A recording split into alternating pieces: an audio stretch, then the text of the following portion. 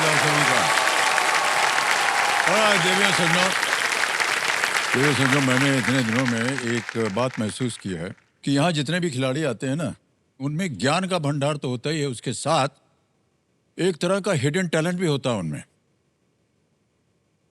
एक ऐसी खूबी जो हमारे अंदर हिम्मत का जो फ्यूल होता है वो बढ़ती रहती है और हमारी बैटरी को रिचार्ज करती रहती है। जैसे कि किसी को खाना बनाने का शौक है, किसी को गाने का शौक है, किसी को अच्छी पेंटिंग बनाने का शौक है, तो ये कोई अच्छी शायरी कर लेता है। दरअसल ये जो हिडन टैलेंट है हमारा वो जुनून होता है जिसमें खोकर कुछ देर के लिए ही सही हम सारी चिंताएं, चुनौतियां सब कुछ भूल जाते हैं और अपनी इस अंदर की जो खूबी है उसे में हम खो जाते हैं। कभी कभी मेरे दिल में ख्याल आता है कि जिंदगी तेरी जुल्फों की नरम छांव में गुजरने पाती तो शादाब हो भी सकती थी। ये रंज और गम की स्याही जो दिल पे छाई है तेरी नजर की शुआओं में खो भी सकती थी, मगर ये हो न सका। और अब ये आलम है कि तू नहीं, तेरा गम, तेरी जुस्तजू भी नहीं। गुजर रही है जिंदगी कुछ इस तरह जैसे इसे किसी की सहारे की जरूरत भी नहीं। न कोई राह, न मंजिल, न रोशनी का सुराग, भटक रही है अंधेरों में जिंदगी मेरी। इन्हीं अंधेरों में रह जाऊंगा कभी खोकर। मैं जानता हूं मेरी हम नफज, मगर यूं ही कभी कभी मेरे दिल में ख्याल आता है।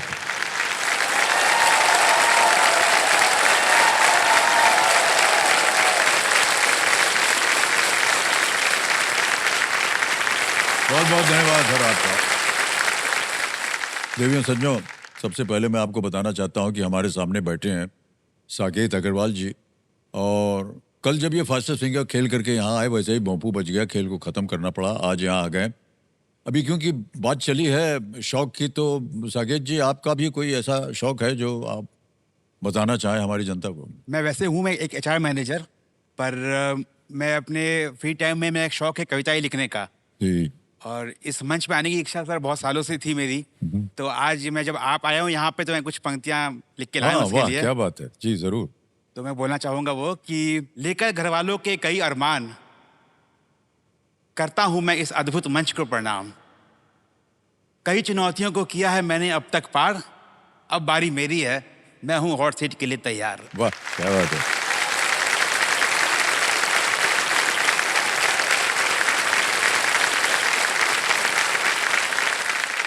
आप एकदम तैयार हैं भाई साहब? जी सर। और हमारी शुभकामनाएं हैं आपके साथ। Thank you sir. ऑलराइट। तो शायद आपके माता पिता आए हुए हैं। हाँ, मेरे सिंहासन पे मेरी वाइफ पूर्वी है। ओह अच्छा अच्छा। और मेरे पिताजी है, मेरी माता जी है, प्रणाम, और मेरी प्रणाम। छोटी बहन अनन्या। ओह जी, प्रणाम। बहुत बहुत स्वागत है आप सबका। एक बार जोरदार तालियां हो जाए हमारे सत्ता। और अच्छा जी, जो खेल की जो रूल्स हैं उसके बारे में तो आपको जानकारी है। Alright ladies and gentleman, let's play कौन बनेगा करोड़पति।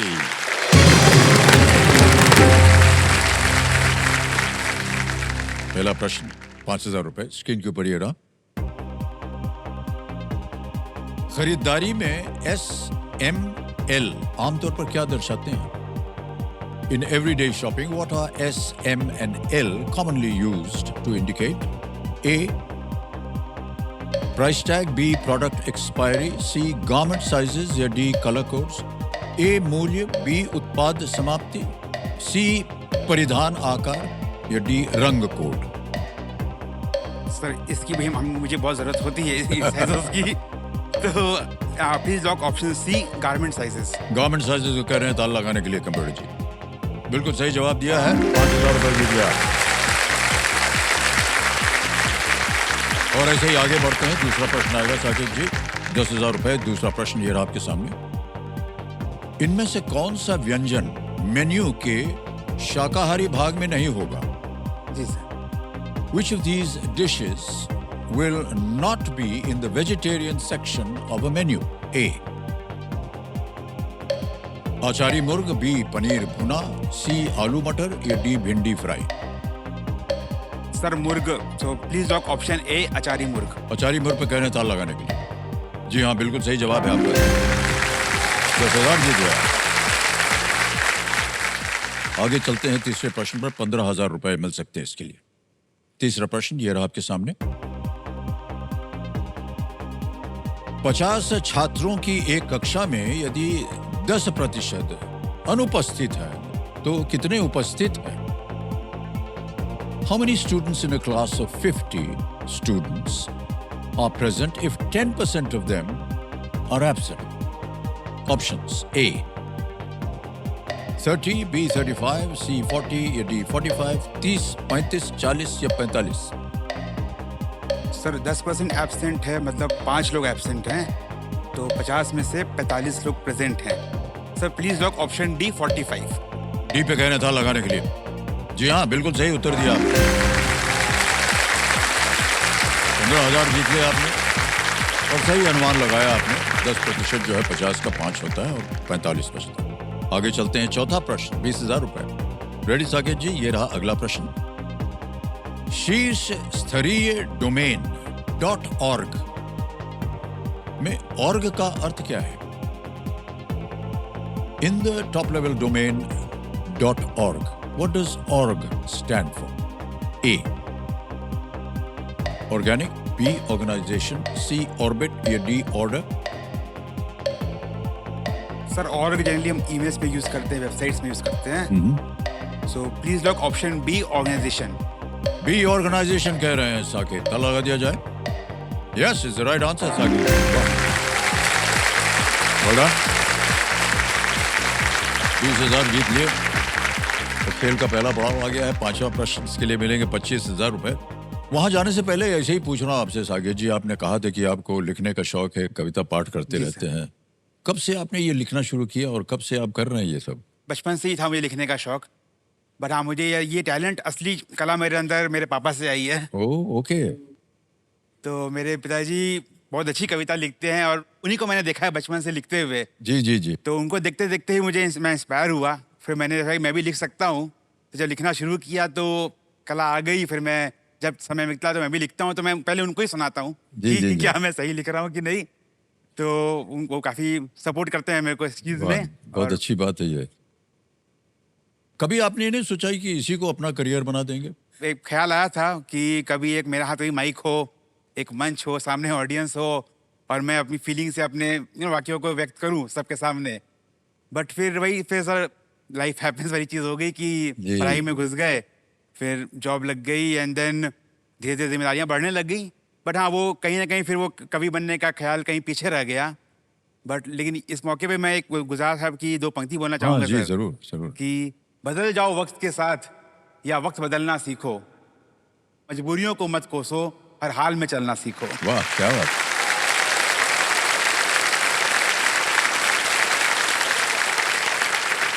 कवियों का जीवन अलग होता है मान्यवर।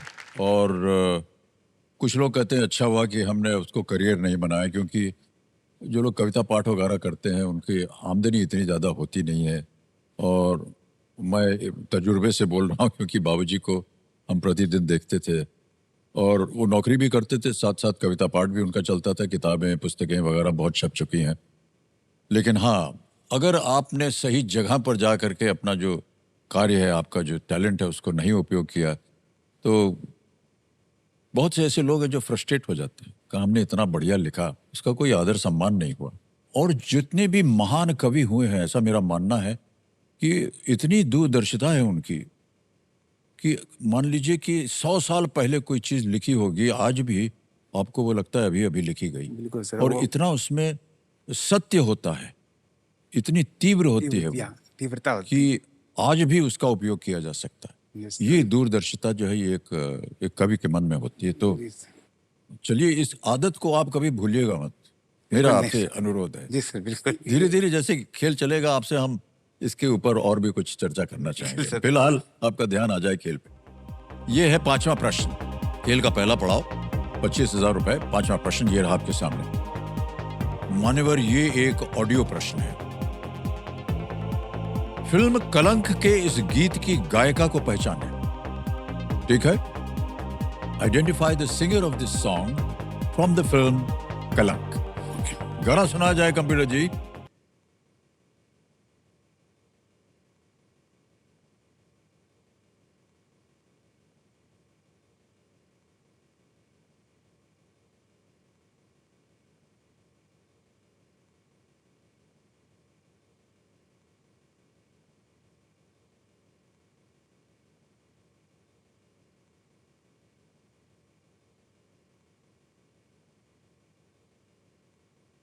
क्या बात है, वाह! गाना ही चुनते हैं क्या, अब बंद कर दिया बीच में। मान्यवर, अब विकल्प रखता हूँ आपके सामने। ए अलका याग्निक, बी नेहा कक्कड़, सी श्रेया घोषाल, या डी सुनिधि चौहान। ये कलंक फिल्म का जी एक सर। सर ये आवाज़ श्रेया घोषाल जी की ही लग रही मेरे को। Please lock option C, Shreya C? Ghoshal. C पे कह रहे हैं ताला लगाने के लिए श्रेया घोषाल की आवाज है, कह रहे हैं। बिल्कुल सही उत्तर दिया आपने, वाह! बहुत सही।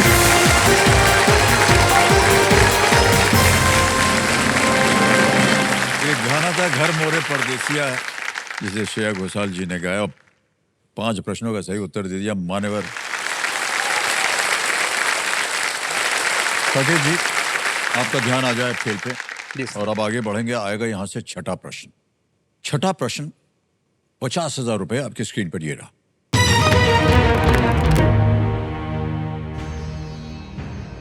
इनमें से कौन सा शहर महाराष्ट्र की सीमा से सटे एक राज्य में स्थित है? Which of these cities is located in a state that borders Maharashtra? Options: A. Mysuru, B. Jhansi, C. Udaipur, D. Puri.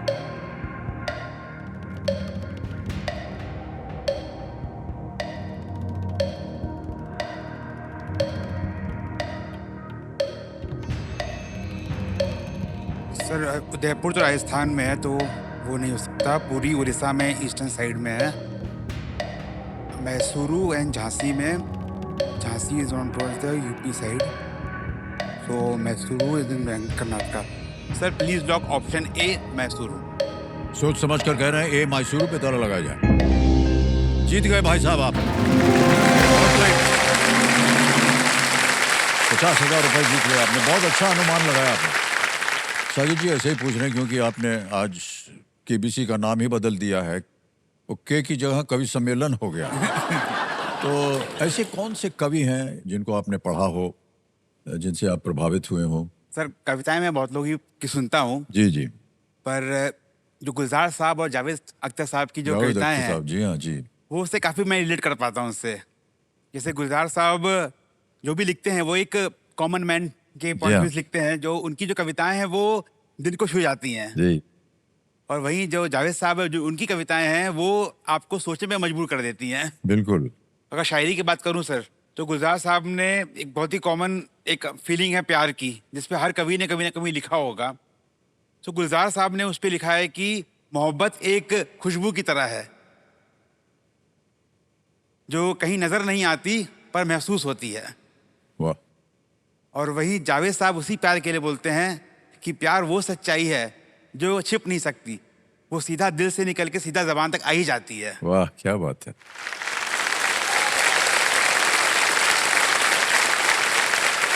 हमारे ज़माने के जितने भी थे कवि, जावेद साहब हैं, गुलजार साहब हैं, सब हैं, मजरूह सुल्तानपुरी साहब हैं, कैफी आज़मी साहब, और साहिर लुधियानवी, जावेद अख्तर, इन सब की लेखनी बहुत ही सुंदर रही है। सर बिल्कुल, आपने जो नाम लिए इतने विख्यात जी। कवियों के, शायरों के, उसमें एक शख्स के बारे में बोलना बहुत ज़रूरी है सर। जी, जी। मजरूह सुल्तानपुरी साहब। जी बिल्कुल।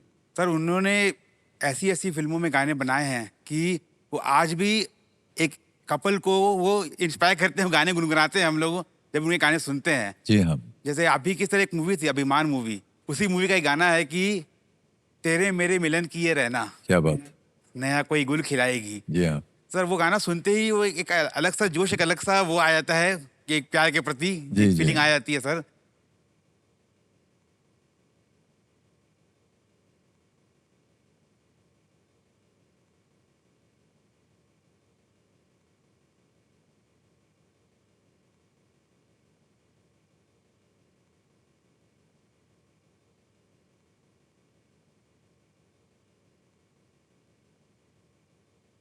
सर आपको कैसा लगा था जब आपको वो ऑफर आया सर कि लेखन तो बहुत ही सुंदर था, और इसका संगीत जो है वो संगीतबद्ध किया जाता था, वो अवसर हमको मालूम है क्योंकि वो इसमें एच.डी. बर्मन साहब, वो अपने उनका जो कमरा था वहाँ बैठ करके जब ये गाना बजाते थे या बनाते थे, वो समय नहीं भूलता। और वो स्वयं गा करके जो धुन बनाते थे, वो स्वयं गा करके सुनाते थे, इतना सुंदर लगता था। वो जो अवसर होता था ना, हमारे लिए सबसे अच्छा होता। उनके साथ बैठ के हम लोग सुनते थे, जब गाना बन रहा होता था। अच्छा।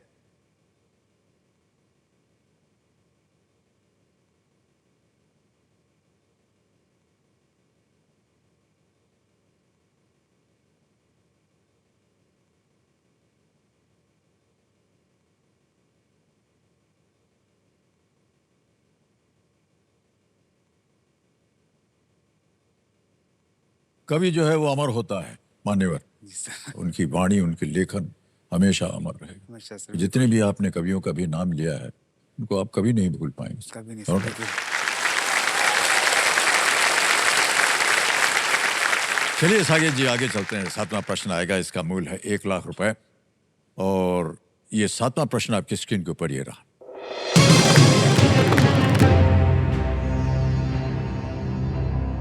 वाल्मीकि रामायण के अनुसार किस नगर में भगवान राम ने देवी सीता से विवाह किया था?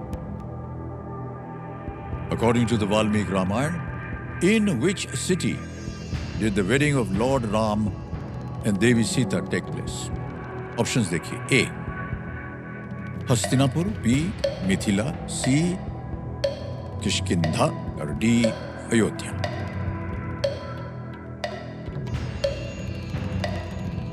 हस्तिनापुर, मिथिला। उनका विवाह। जी सर। सर, सीता माता का जन्म मिथिला में हुआ था, तो एंड लॉर्ड राम वहाँ पे गए थे जहाँ उन्होंने धनुष तोड़ा था, मिथिला में। ये मिथिला लग रहा है। डी मिथिला पे मेरा ध्यान जा रहा है थोड़ा। Sir please lock option B, Mithila. सोच लिया? Yes sir. कमेंट महाशय कह रहे हैं बी मिथिला होना चाहिए सही उत्तर। आप ताला लगाइए, देखिए सही है या नहीं। मान्यवर बिल्कुल सही जवाब दिया। कमलेश जी जो हमारे एक्सपर्ट हैं बता रहे हैं कि देवी सीता के जो पिता थे जनक, वो मिथिला के शासक थे। जी सर। वहीं से आपने अनुमान लगाया। बहुत सुंदर आपने जवाब दिया। आइए आगे बढ़ते हैं। 8वां प्रश्न आ गया है, मूल्य है इसका 2,00,000 रुपए। 8वां प्रश्न ये रहा आपके सामने।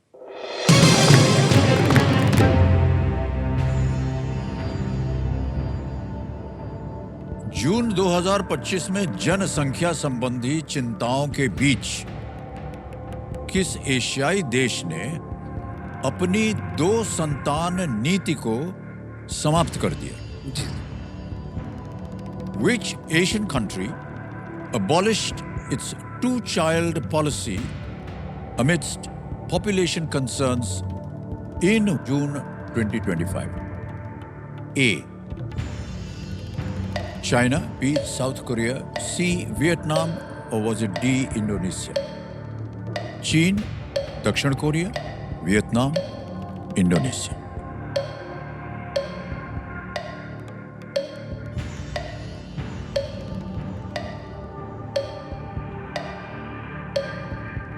सर चीन में ये पॉलिसी आई थी जो मुझे याद आ रहा है, और साउथ कोरिया में ये पॉलिसी थी या नहीं, मैं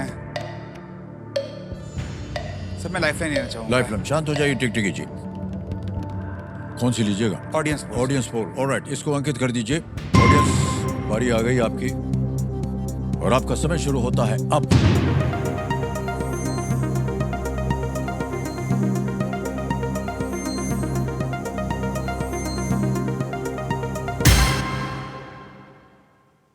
वियतनाम सी को सबसे ज्यादा 55%, 55% दिया है। ए, बी और डी को मिले हैं 13, 6 और 26। क्या कीजिएगा? सर जनता के साथ जाएंगे? Alright, sir. बोलिए क्या करें? Please lock option C, C Vietnam को कह रहे हैं। जनता के साथ जाना चाह रहे हैं, ताला लगाया जाए। क्या बात है, जनता एकदम सही उत्तर दिया है। बधाई बधाई बधाई। Well played audience, well done.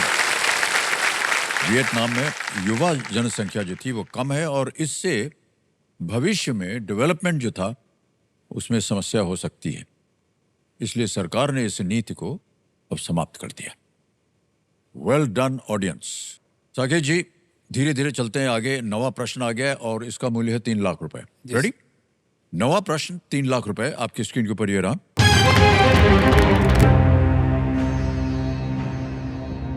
Shakya वंश की राजधानी इनमें से किस प्राचीन शहर में थी? The Shakya clan had its capital of which of these ancient cities? A. Lumbini. B. Kapilavastu. C. Ujjain. D. Rajgriha. Shakya clan की सर शाक्य वंश।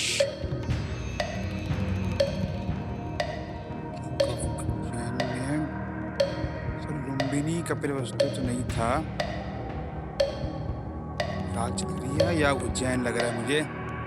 उज्जैन या राजगिरी में से कोई एक था। शाक्य क्लैन की विक्रमादित्य जो किंग थे उन्होंने मराया था। 20 सेकंड बचे मैं हैं। एक और लाइफ यूज करूंगा। लाइफलाइन, शांत हो जाइए। अब आपके पास 2 बचे हैं, 50-50 और संकेत सूचक। सर 50-50। 50-50 हो रहा है। 50-50 लाइफलाइन अंकित कर दी जाए। साकिब जी, आप जानते हैं कि इनमें से 4 में से 2 जो गलत हैं वो मिट जाएंगे। मिटा दिया जाए कंप्यूटर जी। बचे हैं लुम्बिनी और कपिलावस्तु। बोलिए। सर एक और लाइफ यूज करना। एक और, शांत हो जाइए। संकेत सूचक। संकेत सूचक की लाइफलाइन लेना चाह रहे हैं, इसको अंकित कर दिया जाए। कंप्यूटर जी इनको एक हिंट दे देते हैं।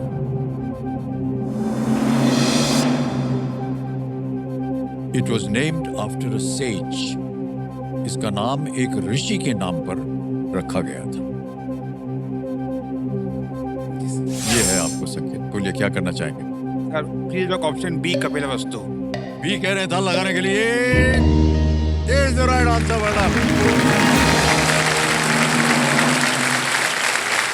बहुत बहुत बधाई आपको। 3 लाख रुपए जीत लिया आपने। कपिलवस्तु वो स्थान था जहां गौतम बुद्ध ने राजकुमार सिद्धार्थ के रूप में अपना अधिकांश बचपन बिताया था। ओके। और साकेत जी आपके सामने आएगा सर, 10वां प्रश्न। हाँ जी। क्योंकि आज हम कुछ पोएट्स और हाँ जी, जी। शायरों की बात कर रहे हैं, तो एक बहुत ही मशहूर कवि शायर थे हमारे बीच, अहमद फराज साहब, जी हाँ, जी हाँ। जिनका भले विभाजन में हम हमसे अलग हो गए, बट आज भी उनके शब्द, उनके सोच, उनके विचार हमारे साथ हैं। बिल्कुल। मैं उनको सुनता हूँ सर, उनको, और उनकी शायरी को भी लिखता भी हूँ। वाह। तो आज मैं लिख के लाया हूँ उसको। हाँ, जरूर, इजाजत जरूर। हो तो मैं पढ़ना चाहूंगा। अवश्य। तो सर वो कुछ इस तरह है। अब के हम बिछड़े तो शायद ख्वाबों में मिले, जी। अब के हम बिछड़े तो शायद ख्वाबों में मिले, जैसे सूखे हुए फूल किताबों में मिले। वाह, क्या बात है।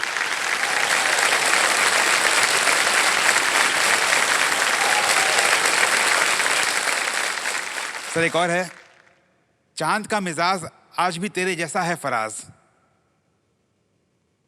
चांद का मिजाज आज भी तेरे जैसा है फराज, जब देखने की तमन्ना होती है नजर नहीं आता। बहुत खूब सर, वेल डन।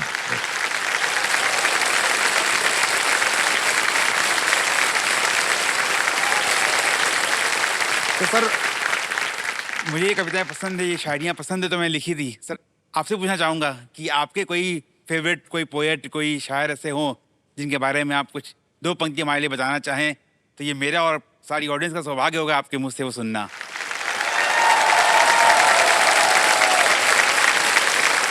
लिख के नहीं लाए हैं, कुछ हमने इकट्ठा किया है जो हमको भी पसंद है, शायद आपको सर, पसंद ये हो। हमारा और पूरी ऑडियंस का सौभाग्य नहीं, होगा सर नहीं। आपके मुँह से सुनना। विलायत हुसैन, आपने नाम सुना होगा। उनके सुपुत्र हैं उस्ताद शुजात। शुजात। वो एक महफिल में सितार बजा रहे थे, वहां पर उन्होंने चंद चीजें पढ़ी, उसको मुझे अच्छा लगा। ओके। उन्होंने पढ़ा कि जिंदगी से बड़ी सजा ही नहीं, जिंदगी से बड़ी सजा ही नहीं, और क्या जुर्म है पता ही नहीं। नहीं नहीं, वाह। जिंदगी से बड़ी सजा ही नहीं, और क्या जुर्म है पता ही नहीं, इतने हिस्सों में बट गया हूं मैं, इतने हिस्सों में बट गया हूं मैं, मेरे हिस्से में कुछ बचा ही नहीं।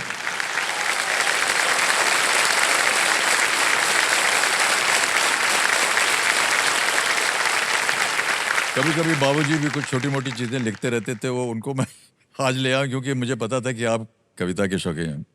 ऐसे ही 2-2 लाइनों की बिल्कुल बातें सर, हैं। बिल्कुल। कि मालूम है कोई मोल नहीं है मेरा फिर भी, मालूम है कोई मोल नहीं है मेरा फिर भी, कुछ अनमोल लोगों से रिश्ते रखता हूं मैं।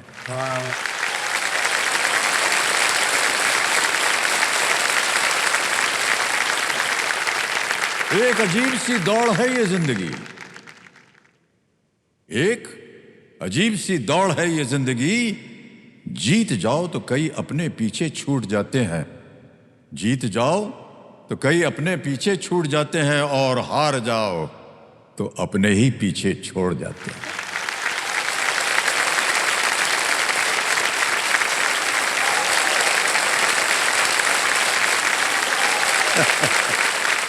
ये बहुत ही मजेदार है। एक घड़ी खरीद कर हाथ में क्या बांध ली, एक घड़ी खरीद कर हाथ में क्या बांध ली, वक्त पीछे ही पड़ गया है मेरे।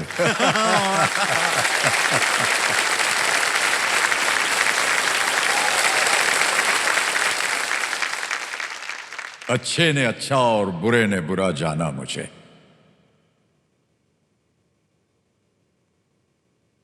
अच्छे ने अच्छा और बुरे ने बुरा जाना मुझे, जिसकी जितनी जरूरत थी उसने उतना ही पहचाना मुझे।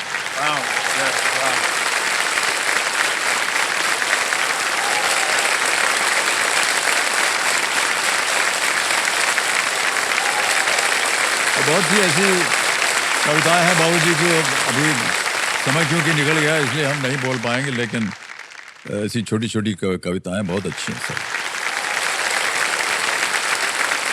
दुर्लभ घड़ी में कभी कभी संकट हो जाता है तो लोग थोड़ा सा परेशान हो जाते हैं, तो एक उनकी कविता है, लंबी है लेकिन एक पंक्ति उसकी बहुत अच्छी है कि जो बीत गई सो बात गई, जी जो बीत गई सो बात गई।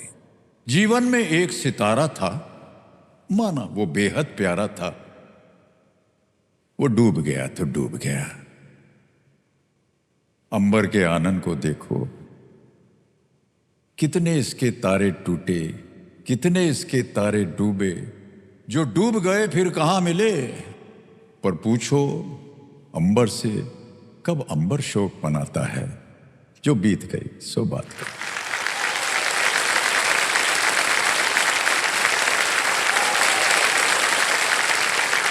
और मान्यवर ध्यान आपका इधर आ जाए, यह है 10वां प्रश्न और मूल्य इसका 5 लाख रुपए।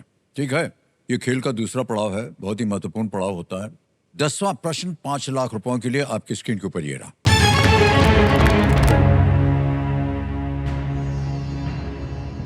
पहाड़ जैसी भूल, नील का दाग और बो युद्ध किसकी आत्मकथा के कुछ अध्यायों के नाम है? A Himalayan miscalculation, The Stain of Indigo and the Boer War are chapters from whose autobiography? A. Mahatma Gandhi, B. Pandit Jawaharlal Nehru, C. Sardar Vallabh भाई पटेल या D. Baba Amte? Sir, stain of indigo Mahatma Gandhi ji की लग रही है मेरे को ये, या बाबा आमटे ने भी इंडिगो वाले पे काम किया था।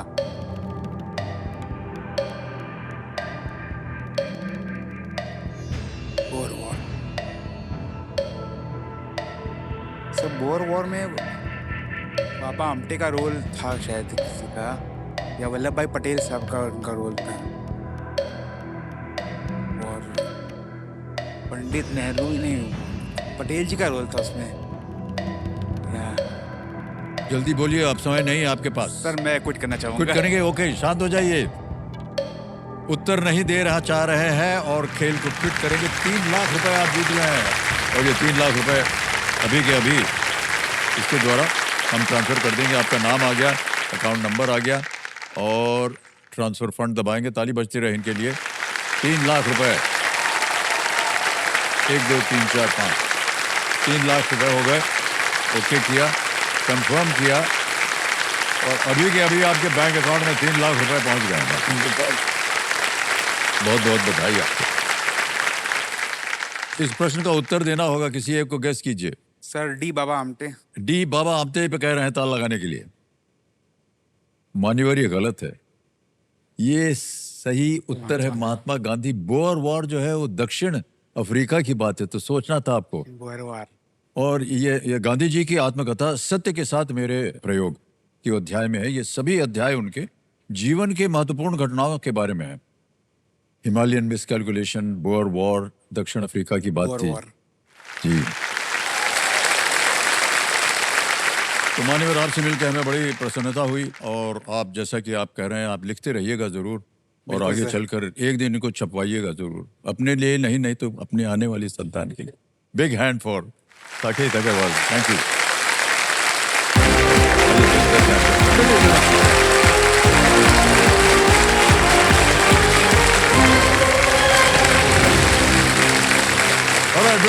बढ़िए। समय आ गया है एक और फास्ट फिंगर फर्स्ट का। तैयार हो जाइए हमारे खिलाड़ी। आपका ध्यान आ जाए कंप्यूटर स्क्रीन के ऊपर। तैयार हो जाइए। रेडी? आपका ध्यान कंप्यूटर स्क्रीन के ऊपर। फास्टेस्ट फिंगर फर्स्ट का प्रश्न ये रहा आपके सामने। इन पर्यटन स्थलों को पश्चिम से पूर्व के क्रम में लगाएं।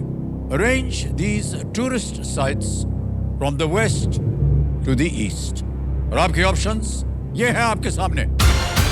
ए Taj Mahal, B gateway of India, C Hawa Mahal, D Kaziranga राष्ट्रीय उद्यान यानी Kaziranga national park. Taj Mahal, gateway of India, Hawa Mahal, Kaziranga national park.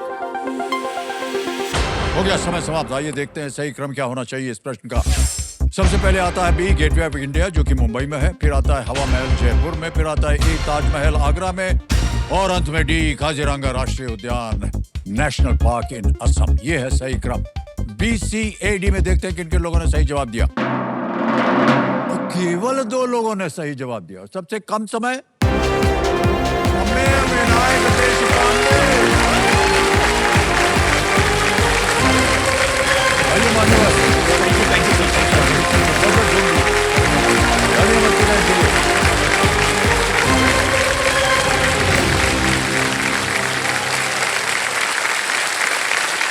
बहुत बहुत बधाई आपको। हमें थैंक यू सर। उनके चेहरे पर जो है हमेशा मुस्कान हम देखते रहें। कि पुणे महाराष्ट्र से हैं, जब से बैठे हैं तब से आप मुस्कुरा रहे हैं भाई साहब। उसकी वजह ये तो नहीं है कि जो पीछे बैठी हैं वो। सर दोनों है।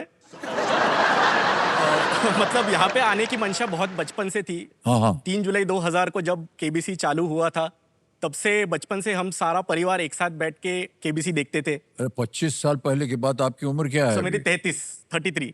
वो तो 10-12 साल की उम्र में आप 8 देखते साल। थे। यस सर, मम्मी पापा जब देखते थे उनके साथ में बैठ के देखता था बचपन से। तो 8 साल की उम्र से मैं देख रहा हूँ और हमेशा से जो सपना था हॉट सीट पे आने का वो पूरा हो गया है, तो बहुत ज़्यादा खुशी है सर। तो वो रीज़न है पहला। और दूसरा रीज़न आपने सही बोला कि उसका रीज़न ये भी है कि पीछे मेरी मम्मी और मेरी वाइफ, मेरी 9 महीने पहले ही शादी हुई है। बहुत अभी साल भी नहीं बधाई हुआ आप है। दोनों को। मेरी मम्मी वंदना देशपांडे और मेरी वाइफ शिवानी। वंदना जी, माता जी आपको प्रणाम, और शिवानी जी आपको भी प्रणाम। और आपका जो अभी नव विवाह हुआ है उसके लिए हम आप दोनों को बहुत बहुत बधाई देते हैं। Thank you sir. हमें हम ऐसे ही जानना चाहेंगे आजकल आप कर क्या रहे हैं? सर मैं सद्य स्थिति में एक मैनेजमेंट कंसल्टेंट हूँ। तो मैं बहुत सारे कंपनीज को जो स्ट्रैटेजीज बनानी होती है, उनके बिजनेस में कुछ चैलेंजेस होते हैं, तो वो समझ के उनको सॉल्यूशन देता हूँ। इसकी शिक्षा प्राप्त करनी पड़ती है? Yes, Indian school of business Hyderabad, ISB Hyderabad से मैंने MBA किया हुआ है 2021 साल में। सर बड़ा कठिन इम्तिहान होता है ये। Yes sir. पत्नी जी, आपसे मैं बात करना चाह रहा हूँ। जी नमस्ते। इन्होंने कहा कि जितना बड़ा बड़ा कंपनी है वो सब जा कर के सलाह मशवरा देते हैं कैसे मैनेज किया जाए। जी तो घर को कैसे मैनेज करते हैं ये आप बता सकते हैं? जी सर, जैसी कोई बाहर वाली बात हो कि जैसे इन्वेस्टमेंट्स हो या उन सब चीज़ों में इनकी बहुत मदद होती है, लेकिन घर की बात जब हम करते हैं ना तो वो कोई सॉल्यूशंस नहीं बताते हैं। वो मुझे और मम्मी जी को ही देखना कोई भी पड़ता है। योगदान नहीं होता। अरे सर ये तो गड़बड़ हो गया। उनका एक योगदान होता है सर। उनसे जब भी मैं सॉल्यूशन पूछने जाऊँ ना, उनका एक ही आंसर होता है, मशीन्स। इन्हें मशीन से बड़ा लगाव है। जैसे अगर मैं कभी कह दूं कि थोड़ा सर में दर्द है, दबा देंगे, तो वो कहते हैं मशीन गन ले आया हूँ, उससे कर देते हैं। ये सर दर्द दबाने की मशीन है मसाज क्या? गन होता है एक, मसाज उससे ऐसे कर सकते हैं सिर को उससे कर देते या बॉडी हैं। को भी कहीं पे। अच्छा, वो बुन बुन बुन बुन बुन ऐसे आवाज करता आती है। है।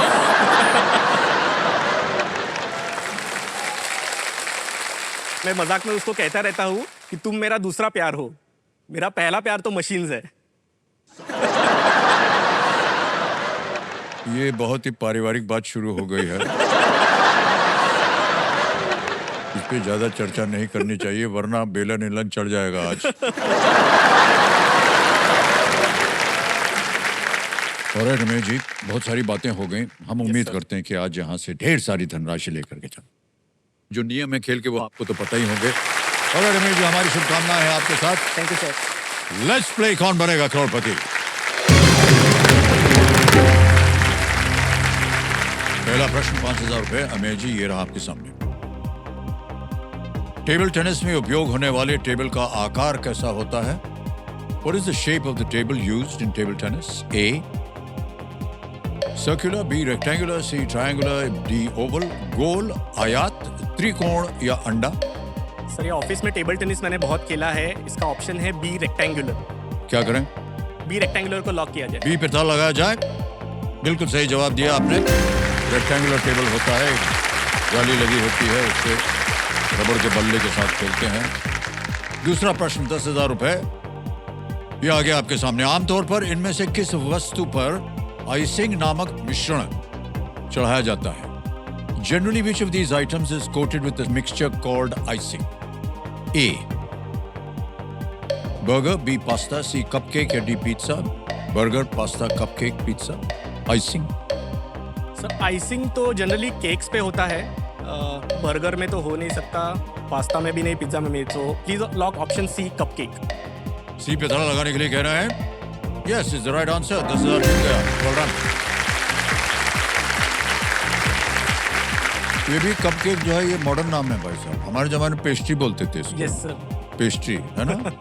अभी कपकेक बोलते हैं, न जाने क्यों।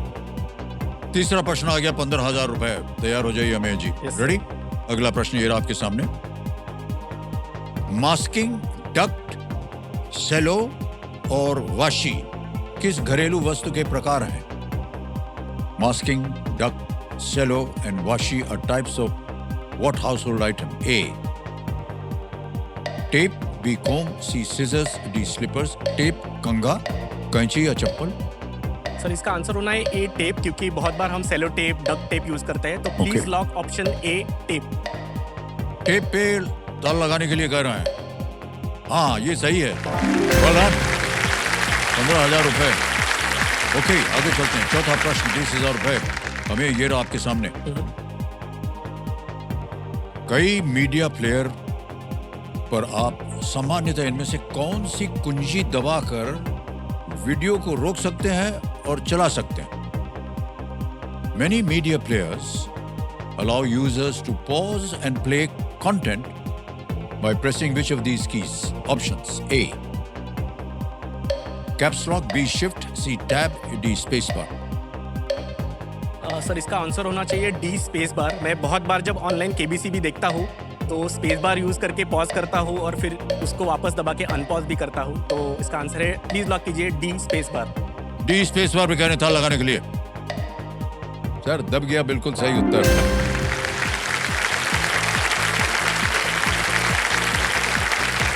मान्यवर, पहला पड़ाव, पांचवा प्रश्न 25,000 रुपए आ गया आपके सामने। पार कर जाइए इसे। पांचवा प्रश्न आपकी स्क्रीन के ऊपर ये रहा। इनमें से कौन सा शहर इस्तांबुल वाले ही देश में स्थित है?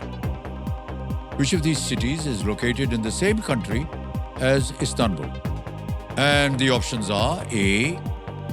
Paris, B. Damascus, C. Ankara, D. Berlin. Sir Istanbul Turkey में है, टर्की नाम के देश में, और टर्की की राजधानी जो है वो है अंकारा। तो please lock option C Ankara. Ankara कह रहे हैं पे ताला लगाने के लिए। सी पे। Yes, well done, right answer.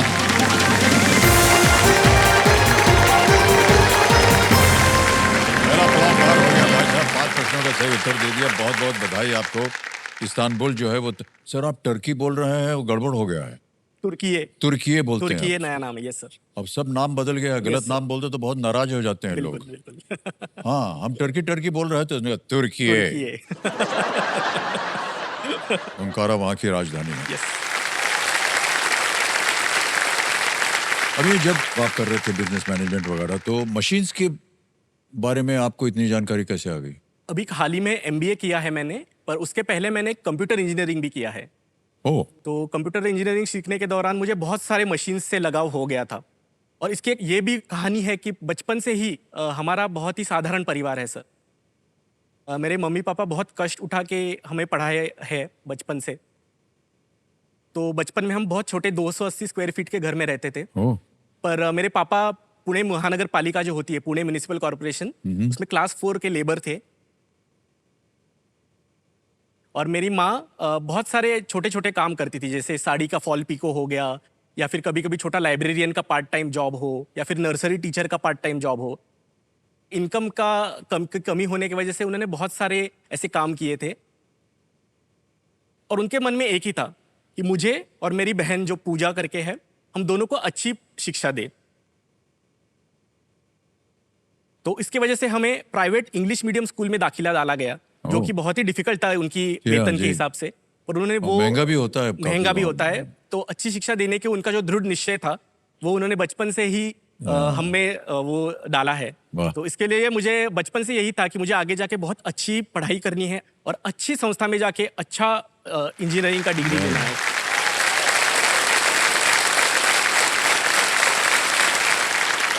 Ramesh ji, बहुत सारी बातें हो गई और आपको जितना भी आपने शिक्षा प्राप्त की है उसको इस खेल में लगाइए। रेडी? Yes sir. छठा प्रश्न, 50,000 रुपए आपकी स्क्रीन के ऊपर ये रहा।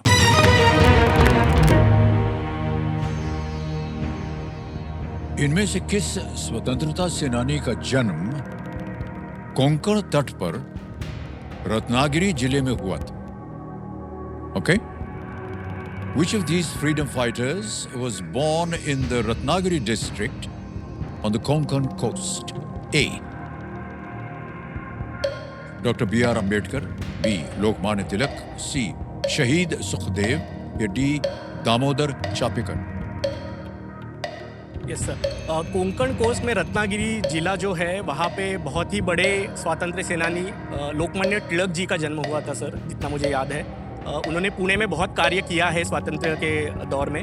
तो please lock option B, Lokmanya Tilak. B पे कह रहे हैं ताला लगाने के लिए computer ji. Well played is the right answer. 50,000 रुपए जीत गए। लोकमान्य जी का जन्म जो है 1856 में हुआ था, 1856 में हुआ था। और उन्हें अंग्रेजों ने ब्रिटिश के खिलाफ भारतीय अशांति का जनक माना था। Indian unrest, father of Indian unrest. Okay, आ गया है 7वां प्रश्न, 1 लाख रुपए में। रेडी? Yes sir. 7वां प्रश्न, 1 लाख रुपए, ये रहा आपके सामने। हमें ये एक तस्वीर हम आपको दिखाएंगे और उसी के आधार पर यह प्रश्न है। चित्र में दिख रही प्राकृतिक संरचना आपको किस देश में मिलेगी जिसे मूल देशी भाषा में उल्लूरू कहा जाता है? उल्लूरू। Called Uluru in the native language, in which country would you find the natural wonder seen in the image? Can we see the image, please? Okay. Options: A. Mexico, B. Mongolia, C. Senegal, D. Australia. Okay. Uluru नाम से तो मुझे पता नहीं चल रहा है, native language, और ये इमेज भी इतना ज़्यादा मुझे पता नहीं है। कहीं तस्वीर देखी हो आपने इसकी? इतने में तो याद नहीं आ रहा है sir. I would like to take a lifeline. Alright, शांत हो जाइए टिकटिकी जी। 38 सेकंड बचे हैं। Yes. और लाइफलाइन तीनों जीवित हैं। बोलिए कौन सी? सर मुझे संकेत सूचक लेना चाहिए। संकेत लेना है। सूचक, Yes, ओके। hint। इस लाइफलाइन को अंकित कर दिया जाए कंप्यूटर जी। कंप्यूटर जी इनको एक हिंट दे देते हैं। The country is in the smallest continent. ये देश सबसे छोटे महाद्वीप पर स्थित है। Options: Mexico, Mongolia, Senegal, Australia. सबसे छोटा कॉन्टिनेंट तो सर ऑस्ट्रेलिया है। मेक्सिको तो साउथ अमेरिका में है, वो काफ़ी बड़ा है। सेनेगल अफ्रीका में है। मंगोलिया एशिया में है। So please lock option D, Australia. D पे था लगाया जाए। And it is the right answer. Well done. अंग्रेजी में से एयर्स रॉक कहते हैं। एयर्स रॉक कहा जाता है। ये ऑस्ट्रेलिया के एरिड फ्लैट जो उनका क्षेत्र है, सीधे ऊपर उठा हुआ एक विशाल ही सैंडस्टोन का मोनोलिथ है। और हमें लगा कि शायद आप जान जाएंगे, बहुत ही प्रचलित एक ये स्थान है। और एक इसकी तस्वीर आपने देखा होगा ऑस्ट्रेलियन मैगजीन्स वगैरह में कभी। बड़ा ही विचित्र है सर। बाकी सब एरिड रीजन है, कुछ भी नहीं उगता वहाँ। एक तरह से रेती है चारों तरफ, यही एक बीच में खड़ा है। राइट। मोनोलिथ। Yes sir. अब माता जी आपसे ऐसे ही एक प्रश्न पूछ रहा हूँ। आप दोनों का आशीर्वाद इनके साथ बना रहा, और चाहे जैसी भी परिस्थिति हुई हो, लेकिन आपने कहा कि बच्चे को शिक्षा देनी चाहिए और सबसे बढ़िया जगह पर, सबसे अच्छे स्कूल में जाना चाहिए। आज देखिए ये अपनी शिक्षा के बल पर कहाँ पहुँच गए हैं। आज आप अपने सुपुत्र से क्या कहना चाहेंगे? हमने यही सोचा था कि जब वो पढ़े तब उनको पूरा पढ़ाई देना है, और हमें तभी जो हमारी पेमेंट मिलती थी दोनों मिलके तो 40-50 हज़ार थी, और बाद में वो इंजीनियर हो गया, उसके बाद नौकरी मिल गई तो उसकी पेमेंट 1 लाख थी, तो पहले से अभी दुगनी हो गई। तो इससे मुझे बहुत खुशी है। वो जिम्मेदारी उन्होंने पूरी घर की ले ली और बोला माता जी आप आराम करो, अभी कुछ नहीं करना है। वाह क्या बात है, बहुत बहुत बधाई आपको।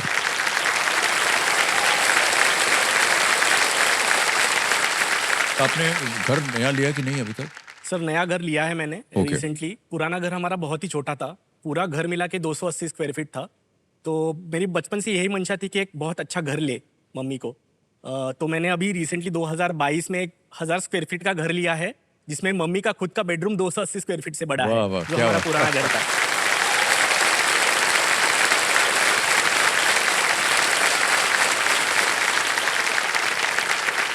मम्मी बहुत खुश हुई जब मैंने वो घर नया उनको लेके दिया। वो नेम प्लेट जब उन्होंने देखी मेरे नाम की और उनके नाम की कि हमारा नया घर हो चुका है, तो उनके चेहरे पे बहुत ज़्यादा खुशी थी।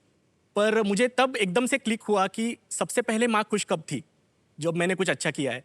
तो मुझे याद आया कि जब मेरी पहली नौकरी लगी थी तो मैंने पहले पगार से उनके लिए एक ऑटोमेटिक वॉशिंग मशीन लिया था सर। ओह। तो उसके पहले बचपन से मैं देखते आ रहा था कि मम्मी खुद के हाथ से बर्तन और कपड़े धोती थी। तो बहुत बार उनको हाथ से कपड़े धोते हुए कभी कभी एलर्जी होती थी हाथ पे, कभी कभी पीठ पे दर्द होती थी। तो बहुत सारी चीज़ें होती थी जिसकी वजह से मुझे लगता था कुछ तो उसका सॉल्यूशन लेना चाहिए।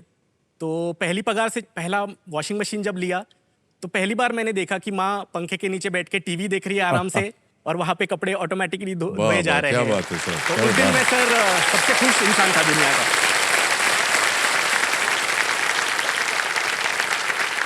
माता पिता के लिए जो भी हम कर सकते हैं ना, जब उनकी सुविधा के लिए उनको अच्छा लगे, जब वो करते हैं, उनकी खुशी देख करके हमें सबसे बड़ी प्रसन्नता होती है। ये ऐसा मेरा मानना है। आपने आपकी पहले सैलरी से सर क्या किया था? हमको जो मिली तो हमने सोचा कि माँ जी के लिए साड़ी लेंगे और बाबूजी के लिए घड़ी लेंगे। और हम कलकत्ते में नौकरी कर रहे थे। तो जैसे ही हमको पहली तनख्वाह मिली तो हमने 1-2 दिन की छुट्टी मांग ली और ट्रेन में बैठे और ले गए। और बक्से में बंद करके रखा हुआ था सब, और गए वहाँ और जाके खोला, माँ को साड़ी दे दी और बाबूजी को बोला ये डिबिया है, ये आपके लिए है। और हमने कहा कि उसको खोलेंगे और बाबूजी खुश होंगे। ऐसे खोला सर, डिबिया खाली। हम लोग 5-6 लोग एक साथ रहते थे एक ही कमरे में। वो नौकर ने चुरा लिया था वो घड़ी। सर हम बता नहीं सकते हमें कितना कष्ट हुआ उसका। तो हमने सोचा उस समय कि इतनी मेहनत करेंगे कि बाबूजी के लिए 1 नहीं 10 ठो घड़ी खरीद के देंगे।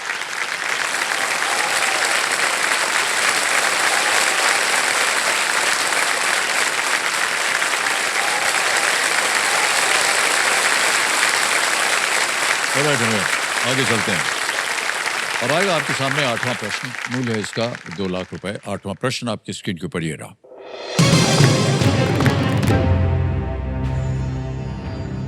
12 अप्रैल को प्रतिवर्ष मनाया जाने वाला अंतर्राष्ट्रीय मानव अंतरिक्ष उड़ान दिवस किसकी अंतरिक्ष यात्रा की याद में मनाया जाता है? The International Day of Human Space Flight that is observed annually on the 12th of April commemorates whose journey into space? Options देखिए। A. Valentina Tereshkova, B. Neil Armstrong, C. Yuri Gagarin, D. Alan Shepard. Okay, international day of human space flight.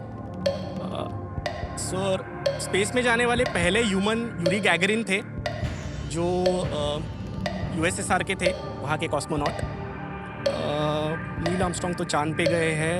Elon Shepard, human space flight. मेरा ध्यान Yuri Gagarin की तरफ बहुत जा रहा है। Sir please lock option C, Yuri Gagarin. C. Yuri Gagarin पे ताला लगा जाए।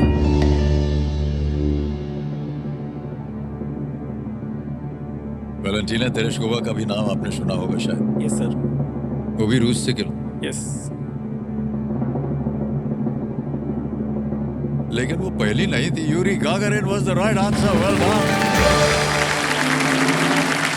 सोवियत अंतरिक्ष यात्री यूरी गागारिन अंतरिक्ष में जाने वाले पहले व्यक्ति थे। वे 12 अप्रैल 1961 को अंतरिक्ष यान वोस्टॉक 1 से अंतरिक्ष में गए। वोस्टॉक 1। जी यूरी गागारिन, सर बड़ा आश्चर्य हुआ उस समय जब यूरी गागारिन गए। जी। अरे यार, स्पेस में पहुंच गया एक आदमी। और ऐसे ही सर व्यक्तिगत बात बोल रहे हैं। हमारा बहुत बड़ा सौभाग्य, हम इनसे मिले भी हैं सर। क्या बोल रहे हैं सर? हाँ, ये दिल्ली आए थे। ये दिल्ली में सरकार ने इनको आमंत्रित किया था, तो वहाँ एक ऐसे ही सभा में हमारी मुलाकात हुई थी। आगे बढ़ते हैं खेल में। 9वां प्रश्न, हमें तैयार हो जाइए। 3 लाख रुपए। 9वां प्रश्न स्क्रीन के ऊपर ये रहा।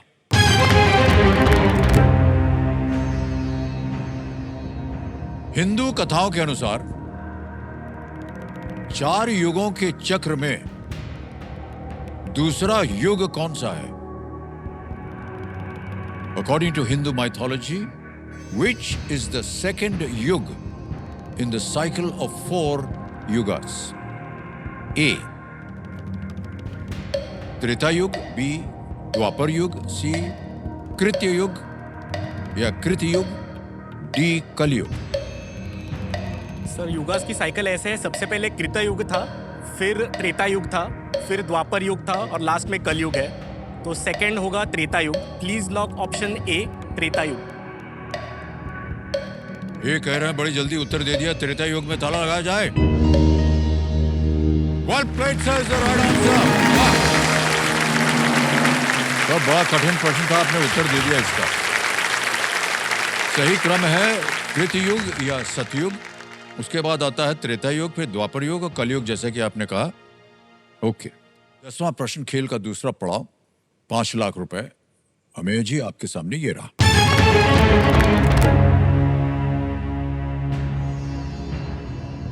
रेस्टोरेंट उद्योग में सबसे बड़े सम्मानों में से एक 3 मिशेलिन स्टार प्राप्त करने वाला पहला भारतीय रेस्टोरेंट ट्रेजिन स्टूडियो किस शहर में स्थित है? ट्रेजिन studio, the first Indian restaurant to receive 3 Michelin stars, one of the highest honors in the restaurant industry, is located in which city? Option देखिए। A. New York, B. Dubai, C. Singapore, D. London. Michelin star तो सुना है मैंने, पर ये ट्रेजिन studio का नाम मेरे ध्यान में नहीं आ रहा है। B Michelin stars. I'd like to take a lifeline. Alright, शांत हो जाइए। Like to go for audience poll. Audience poll lifeline लेना चाह रहे थे, इसको अंकित कर दिया गया। ऑडियंस, फिर आपका इम्तिहान आ गया है। बचाइए आप अमेय को। And your time starts now.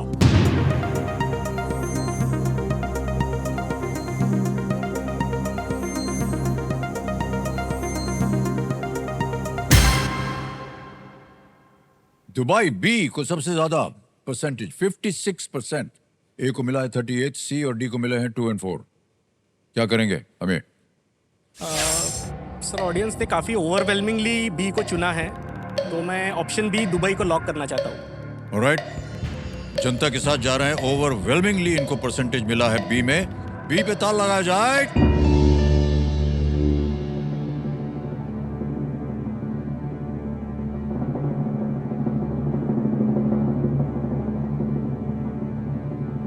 नहीं भाई साहब, आप लोग ठीक है, एकदम सही जवाब दिया आपने। क्या बात है, उत्तर दे रहे हैं आप लोग, अनबिलीवेबल है। बहुत बहुत बधाई और ताली बजती रहे। 5 लाख का चेक आ रहा है इनके नाम।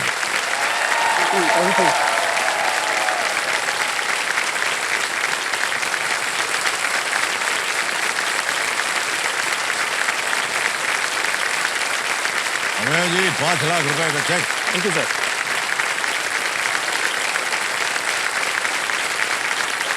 बहुत बहुत बधाई आपको। मिशेलिन गाइड रेस्टोरेंट्स को मिशेलिन स्टार देती है और ट्रेजेंट स्टूडियो की डाइनिंग फिलॉसफी है अतिथि देवो भव। ओके। त्रेज आता है शायद फ्रेंच वर्ड से, त्रेबियां, यस सर। और उसके आ गया इंद, तो ट्रेज इंडिया माने बहुत अच्छा इंडिया, यानी बहुत इंडियन। यस। धनराशि जीत कर क्या करने वाले हैं देवी जी? बहुत आशा लिए बैठी हैं वहां पर। माँ के लिए तो आपने घर ले लिया है, यस सर। वॉशिंग मशीन भी दे दिया है। Yes sir. देवी जी के लिए क्या होगा? सर बहुत सारी चीज़ें यहाँ से जो भी मैं धनराशि जीत पाऊंगा उसको मुझे यूज करके मेरा खुद का एक बिजनेस करना है सर। तो इसका एक बैक स्टोरी ये है सर कि 2017 से 18 के बीच में एक मुख्यमंत्री फेलोशिप प्रोग्राम होता है महाराष्ट्र सरकार का। तो उस टाइम पे चीफ मिनिस्टर फेलो इस तौर पे मैंने 1 साल काम किया। तो मैं महाराष्ट्र के अलग अलग जिलों में घूमा, वहाँ पे देखा कि क्या क्या समस्याएं हैं लोगों की, सरकारी योजनाओं के थ्रू कैसे उनको सॉल्व किया जाता है। तो ये देखते हुए मुझे पता चला कि बहुत सारे काम कर सकते हैं हम समाज के लिए।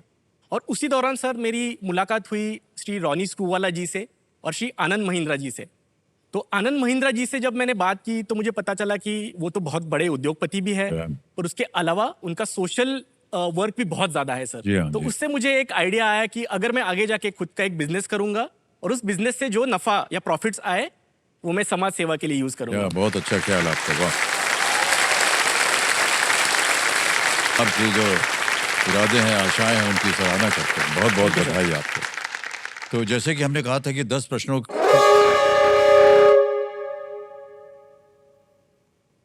सर, ये दिल की धड़कन बढ़ा देता है ये हूटर, बहुत जोर से बजता है। हमें आज का समय यहीं समाप्त हो गया है, हूटर बच गया है। देवियों सज्जनों, आज हमने कविता की बात की, तो जाते जाते भी कहना चाहूंगा कि जीवन और कविता जो है दोनों यही बात सिखाते हैं कि दोनों में जितनी सरलता होगी असर उतना ही गहरा होगा, है कि नहीं?